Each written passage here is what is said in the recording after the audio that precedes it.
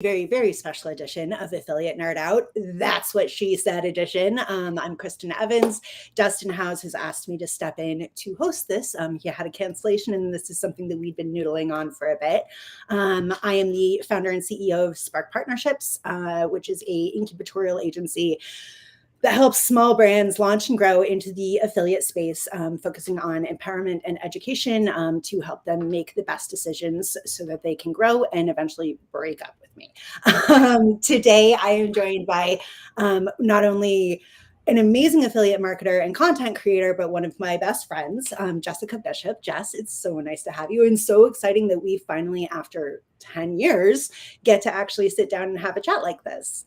Yeah, we get to nerd out in public instead of just, in our many different technology platforms that we communicate through these days. So I'm super excited to be here.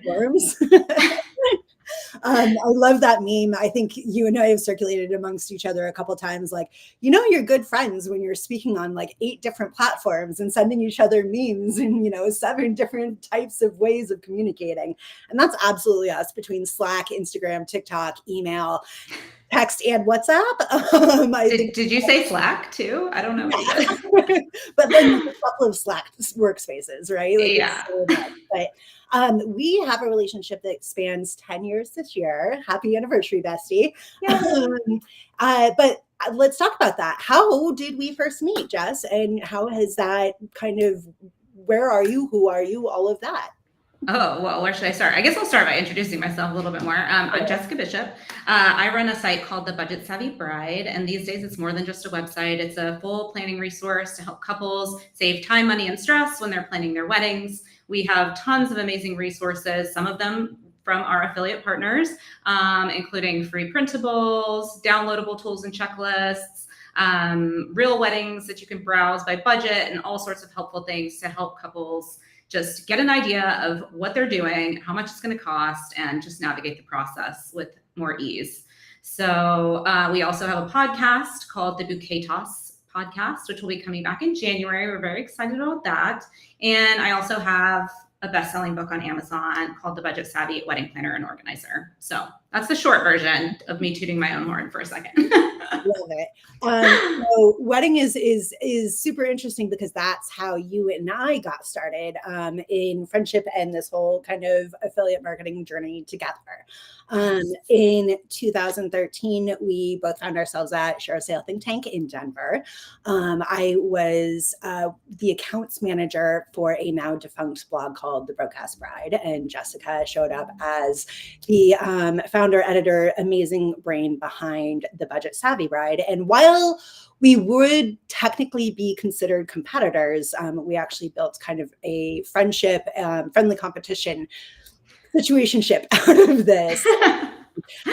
And I think that it's grown into a lot now that I'm on the agency and management side and you're on the content side, because I think that we really keep each other kind of fresh and on our toes a little bit. But yeah, I'd love to hear kind of how your affiliate marketing journey with Budget Savvy Bride started and what that has looked like for your brand relationships over the last 10 years.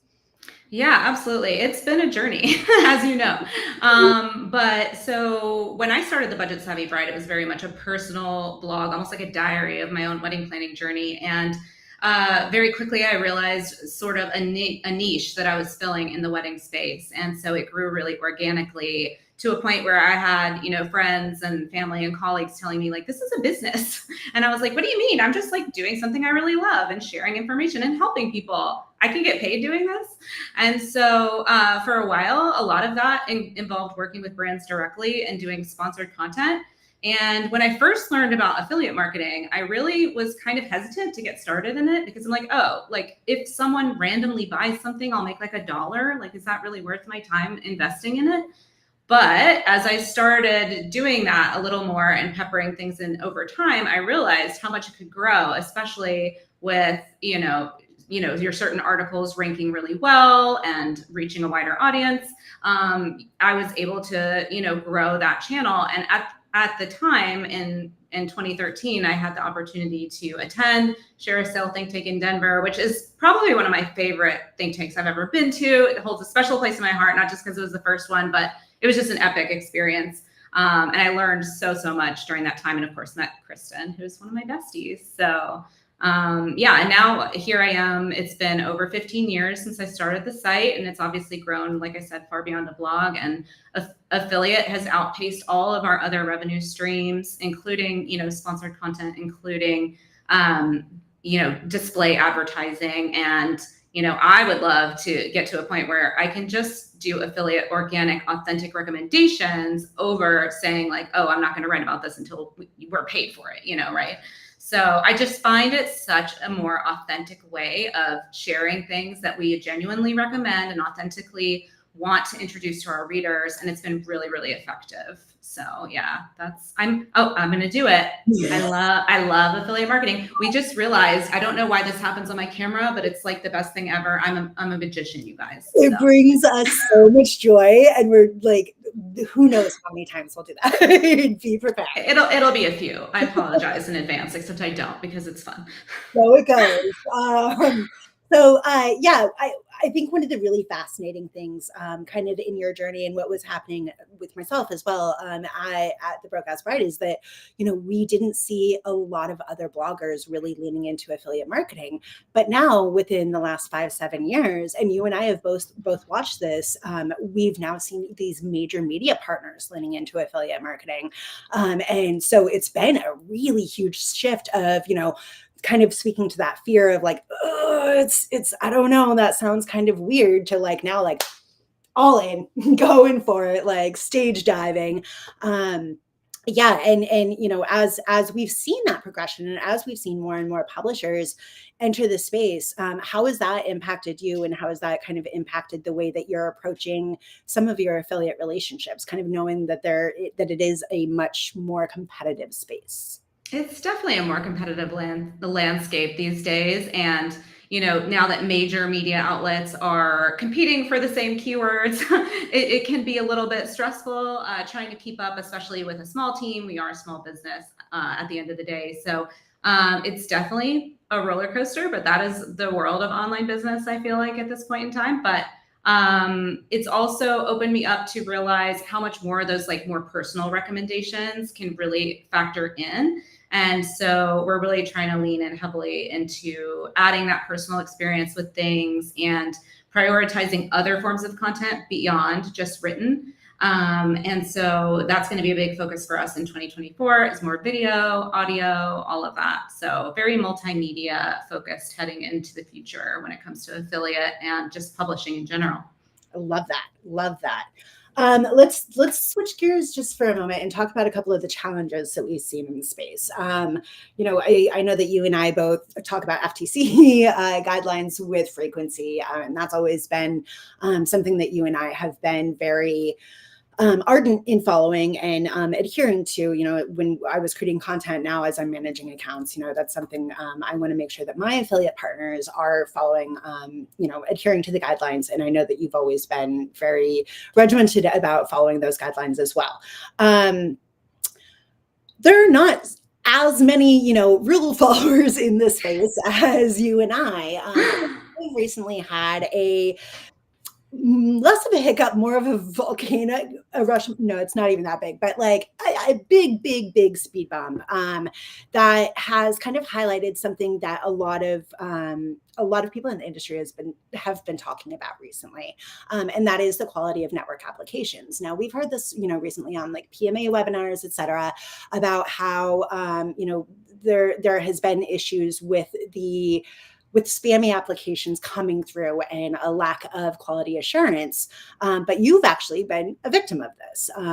Can you kind of tell us a little bit about that and how that's impacted you?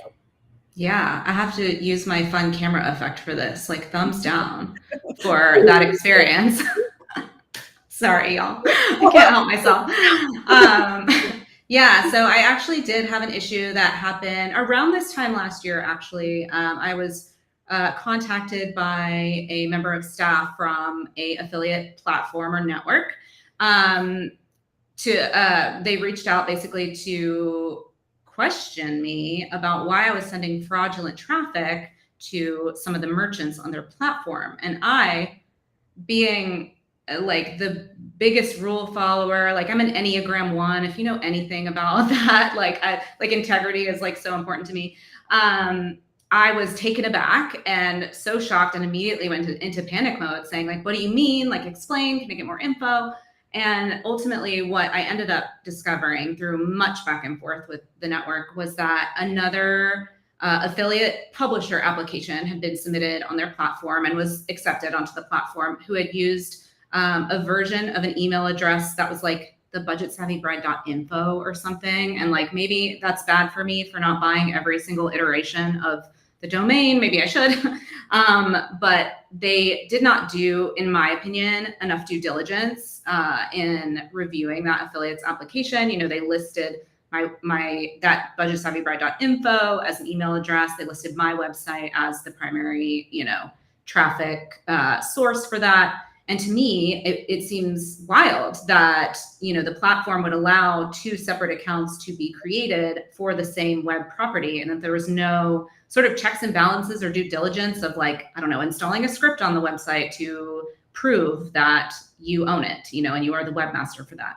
And so ultimately, I found out that this person who had been impersonating me in some way, shape, or form, the platform had no way to report to me. Maybe they had it internally, but they didn't pass it along to me where that traffic was actually coming from. But this fraudulent person, generated several $1,000s worth of commissions under that sort of like false profile. And that was very upsetting to me because I hold like my brand's reputation and integrity like so sacred. And so it was a really disappointing situation. And it's something that I feel really passionate about as a publisher, as an affiliate, of trying to see what we can do as an industry to combat these sorts of things from happening. Yeah, absolutely. I mean, it's a huge issue, on the account management side. That's definitely something that I see on a regular basis, and it's not specific to any single one network. It is pretty industry wide. But the fact that, we see names as big as, one major media platform, I feel like if I saw Budget Savvy Bride come through, I'd be like, yeah, obviously not, because you and I would have had a conversation leading up to it. But, if it's happening at the major media level, how small, like how nano is it getting? And how, there are new affiliate managers out there who don't recognize, that you need to do these extra levels of due diligence while you're vetting applications, and that's something that I think we as an industry need to do a better job of educating on. But we do need to hold networks accountable for these too, because they're the ones who are really kind of the gateway to being able to form these relationships and form these partnerships. And if we're starting out on a fraudulent level, that continues the stigmatization of this industry. And that's something that we've all been fighting so hard against for so long, right? Absolutely. One thing I would also say is like, I feel like for you as an affiliate program manager, like that onus really, I feel like, should be on the platform, on the network end, to do that due diligence before those fraudulent applications can even make it to your desk or to your email inbox. So that's just my little soapbox. Well, and I know this is something, you're pretty actively involved in the Performance Marketing Association. That's something that we're all kind of working on. I'm on the compliance council because, like I said, rule follower. So what do you have coming up, Jess? I know that you have some cool things that are coming up. Oh, dear sir and madam. Yeah, the way that we know that every single affiliate account is not addressed directly is the dear sir and madam. Anyway, yeah, Jessica, what do you have coming up? I think that you have some exciting things on the horizon with your little media empire. So share. We definitely do. Like I mentioned, the Bouquet Toss podcast is coming back in January. We're very, very excited about that. And as well, we have just recently launched our own vendor directory, which is something that our audience has been asking us for I can't even tell you how long. The fact that it's taken us 15 years to actually get it done. It didn't take us that long to build it. It maybe took like a year and a half, maybe two. But we bootstrapped it, built it ourselves, and launched it this week. And we're excited to get it out there. Honestly, it's a great platform for couples to find prospective vendors to provide the service and products for their wedding day. And it's also an affordable advertising platform for those local service providers. So we're excited to have this kind of new offering in the space and a new way to serve not just our couples, but also wedding vendors for the first time as well. Shocking maybe no one, but I've seen the back end of it. I've gotten a couple sneak peeks of it, and I'm so excited about this, Jessica. Not just because I've watched you build it and I've watched you kind of iterate this, but because I've watched you iterate like everything that you've done with the Budget Savvy Bride and with the KTOS, and this directory is going to be so amazing from not only the perspective of vendors who get to use it, but just the capabilities that it has in really connecting couples who like planning a wedding is not easy, y'all. And I think that that is something that's severely underrated is, people get engaged and then it's like, what do we do? And the majority of time they're getting input from like so many different channels, so many different people so many people have opinions on a wedding. And so being able to have a resource, not only where you can get educated on like, how do you even start planning this thing? But one where you can get connected with vendors who are going to be part of that super personalized day, that super personalized experience, being connected with them and being able to build that relationship with them. Because it all kind of comes back to relationships. I mean, whether you're in affiliate marketing or whether you're working in weddings, you want somebody who you trust and who is credible to be working with you in that kind of huge moment in your life. So excited about this trajectory, Jessica. I think it's going to be absolutely incredible. If you're a wedding vendor out there, holler at it, because it's right now is a great time to get in before it blows up. That's all I'm saying. Yeah, and for anybody who might happen to watch this, you can find it at directory.thebudgetsavvybride.com/join, I think is where like the actual registration page is. So we're really excited about it, excited to get it out there. And future plans, maybe hopefully early 2024, we want to launch a referral program for it as well. So bringing that affiliate side, like rising tide lifts all, share the success, let's grow together. That's kind of the vibe we're going for. Maybe like sort of like democratizing like the wedding industry and like getting, sharing the love, because it's an industry all built around love. So I'm super excited about that. And I have to do this again because So, Dustin has a question. As a merchant reaching out, what is the best subject title and start of an email to get your attention? That is a great question. Certainly as program managers, it's not easy doing outreach all the time. And sometimes it can, just getting that foot in the door is a lot. And certainly on the publishing side, you get so much inbox overwhelm, so many emails. So yeah, can you share a couple of, tips and best practices to really help kind of capture your attention and be able to move forward in those conversations? That is a great question. I don't know that I've ever particularly paid like close attention to email subject titles, but I do think like actually addressing me by my name or referencing our website and why you think our website is a good fit for your particular merchant or client that you're representing is always a great thing. Obviously, relevancy is so important when it comes to promoting affiliate offers. And so, occasionally I'll get stuff that's just completely not related in any form. And I can find a way to relate a lot of things to the wedding planning process. There's registry, home stuff, there's travel for honeymoons, everything involved in the wedding day, from flowers, dresses, rings, whatever, gifts, right? But sometimes it's just way off the wall. And I'm like, why do you think this is relevant? So relevance is definitely key, outlining why you think it's relevant. And yeah, I think I can't say, I think maybe like having something in the subject line that's like new affiliate program invitation or something like that makes it stand out would probably be my best advice. Because we do get a lot of emails that aren't just invitations, but also updates from all of our current partners. And so our inbox for our affiliate stuff is completely, I've got Gmail filters on labels on folders, and it still feels unmanageable at times. At this point, I think we have close to 500 different programs that we work in, which sounds insane, but we have a very good system. So, but the email thing is a lot. Yeah, no, that's super true. And one of the things that you've implemented, and I hope you don't mind that I share this, but I think that it's really helpful, is that you have a form where partners can just submit information to you. And as somebody who works with you with frequency, that's so great for me because as my team and I are able to build like a regular cadence of, oh, we know that this promo is coming out, we're able to just submit that information to you. And, that to me is really helpful. I love that. And as somebody who has seen your systems, like this chaos gremlin loves the mastermind behind it. It's so helpful. Giving mastermind. It's giving Yes. mastermind. I'm a big fan of building those systems, like the forms. We have a whole database in ClickUp we use to manage our like project management stuff. And that is the only thing that keeps my head on somewhat straight. So when our merchant partners take advantage of those things that we provide them, we appreciate it so much because it really helps our workflow, especially working with like a very small part-time team. Yeah, it helps kind of keep you nimble, some of those automations. So actually, while we're talking about automations, because I feel like you're always kind of on the fore of this, let's talk your tech stack. What's that look like these days?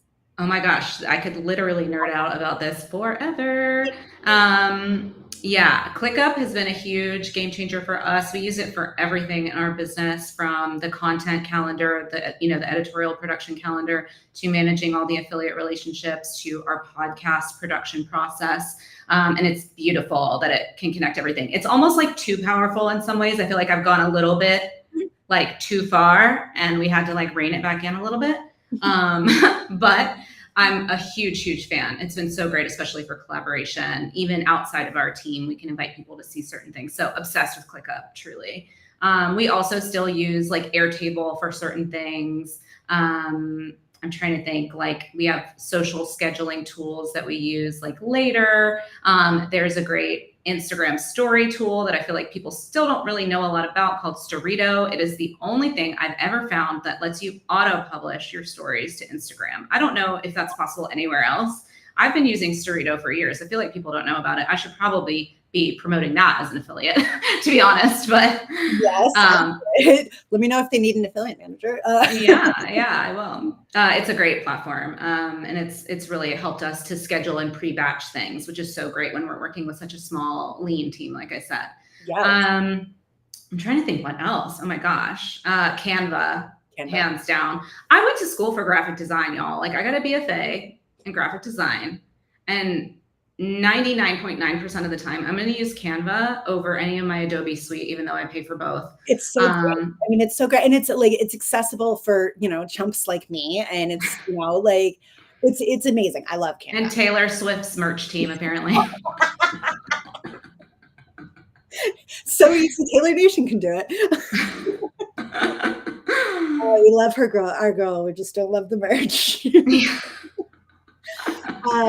Yeah, Canva is number one. What are you using to track kind of affiliate numbers? Oh my gosh, yes, this is so important. So I use a platform called Affiliate, which was built by an incredible gal named Monica. Oh gosh, her last name is, I'm drawing a blank, but she's amazing. Affiliate is an amazing platform. It syncs everything. Dustin's putting his Canva affiliate link on. You set this up for him. I hope you get that. You get that coin, dude. But yeah, so Affiliate is this incredible platform that it can aggregate all the data from all of our different affiliate platforms that we're a part of. So ShareASale, AWIN, Impact, CJ, all of them, like they're all in there. And so it pulls everything into one place. It gives us really actionable data because we can see on a page level, like which pages are driving the most of our affiliate sales, what the click-through rates are. We can see when content is rising or falling in the ranks or in revenue. So it gives us like really easy eyes on what kind of needs to be tackled for updates or optimizations. And it's just a great way to do reporting because you can get that kind of like overall view all in one place. I'm such a big fan. I've been using it now for probably a year and a half, and it has changed so much for us for the affiliate management side of things. I love that. I love that. And data really helps tell the story, and helps you make the best decisions about your business and about like kind of your content roadmap going forward. So I love that anything that can support you in that. Um, what are you doing for conferences next year? Do you have any idea? Totally. That's a great question. I'm still like I'm looking at my flights for Vegas. I really want to come to ASW. I've been on the I guess advisory board for many years, and so I always love going to that event just because it's such a huge event with so many people, so many connections to be made, new and rekindling with old friends in the industry. So I really love attending Affiliate Summit. I'm not sure yet what other affiliate specific events I'm going to be going to next year. This year, I went to PI Live for the first time, which was also very great. I enjoyed that in Miami very much. And then I also this year, and I might try to go depending on the dates for next year, because my partner and I spend the summers in the UK because he's British. So this year we went to an event called Affiliate Gathering in the UK in York. And yeah, it was really cool. It was very intimate and it was cool to be around a bunch of Brits. And there was actually people from all over the place who were there. So that was a really cool experience. Yeah, a London boy, exactly. So it was cool to experience my first affiliate event on the other side of the pond. So that was really cool. But yeah, so far, I'm thinking Affiliate Summit. And then on the wedding side of things, I'm hoping to go back to Wedding MBA, which I just attended last week in Las Vegas. So. Yeah, you had a good time there. It looked like so much fun. I saw, of course, I'm still friends with a number of people who are in the wedding industry. And so I get to kind of like stalk and live vicariously through you guys on Instagram for those moments. Outside of wedding, what else you got going on next year, Jess? I'm seeing Taylor Swift 3 times in Europe. Yeah, I feel like we can't gloss over that. So you and me and a couple of other women are going in Paris in May. When else are you going? I'm going in London in June with my mom and my 2 sisters. And then I'm going to Milan in July with another couple of girlfriends from the wedding space. So yeah, it's a very Taylor summer next year. It's a very cruel summer, but like it's not going to be cruel at all. It's going to be cool, and I love it. I'm an OG Swiftie. I grew up outside of Nashville, so I was listening to her back in like the early country days. So yeah, I mean, when I started getting into her, I was like, oh my God, I know I can speak to Jess about this like immediately. And that's super fun. It's been really fun this year, especially as she's like kicked off the tour. We've talked about the business side of it a couple of times. So this is kind of how I want to wrap this. We've talked about the business side of it and how cool it's been to kind of watch like this special interest of ours also interlope with like this other thing that we love, like SEO and affiliate and like marketing and all of that. What is like one of your big standout moments that she's accomplished this summer as far as kind of like her mastermind marketing brain? Oh my gosh. I feel like I think it's been so interesting recently with her new relationship with Travis Kelce. We're freaking out over the numbers of like the increase in jersey sales of his jersey after she attended that first Chiefs game. I think that is wild. And like also, there are basically affiliate marketers, content creators who are probably making a full-time living off of promoting the clothes that she's wearing out on the street, right? Like there's a great account called Taylor Swift Styled, which I follow religiously. Not that I can afford any of the stuff, but it's fascinating. And she's been documenting Taylor's outfits for years. And it's just so cool to see. And she's using affiliate partnerships to generate revenue from sharing Taylor Swift's outfits. Like she's using affiliate links for friends of ours too, which is really fun. So she's actually the last couple of Chiefs gear that she has been promoting. She's been using Fanatics links because she was previously using a sub network, and the team, was like, "Hey, this is a better relationship," which is another thing that again, relationships like that all matters. But yeah, it's been really fun to kind of watch these worlds of ours kind of intersect and interlope. Dustin asked if you are speaking at any events next year. Ooh, well, I don't have anything officially booked yet, but I'm hoping to submit for Wedding MBA. It's probably too late for ASW, huh? probably. But I Yeah. know that they just opened submissions for Think Tank. Oh, interesting. Maybe I'll do that. It would be beautifully full circle to come back after a decade and speak at the event that introduced me to affiliate marketing. Maybe we should talk about it, Jess. We should. That's a great idea. Stay tuned, Sharazale. Or Aaron. Although it might conflict with my multiple Taylor Swift shows over the summer. If It's like right before Paris. So we could go from Chicago to Paris. Let's talk about it. Let's talk about it. Taylor is a living case study of affiliate marketing. So true. She's a mastermind, truly. Dustin says that Storito does not have an affiliate program. Dustin, it's SaaS. It's all you, babe. Go for it. Well, Jess, I'm going to call it for the day. I am so glad that we got to do this. Thank you so much. You're amazing and wonderful. How can people get a hold of me? So you can visit thebudgetsavvybride.com. If you want to email me directly, I'm jessica@thebudgetsavvybride.com. We're on all the social platforms, Instagram, YouTube, starting to get started with TikTok, X, Twitter, whatever they're calling it these days. We're in all the places. And of course our podcast, which is coming back in January. So yeah.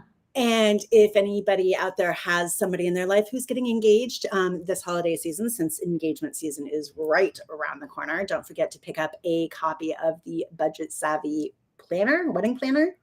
Yes, the Budget Savvy Wedding Planner and Organizer. It is a mouthful, and the subtitle is even longer. I don't even remember what the subtitle is. It's so long. It's available on Amazon and at your Barnes and Noble. So go pick it up and make sure Jabez gets some of those book royalties. Just say thank you so much for joining me today. It was a pleasure. Yay. And have a wonderful weekend. Thanks everybody for the questions. It's been a pleasure.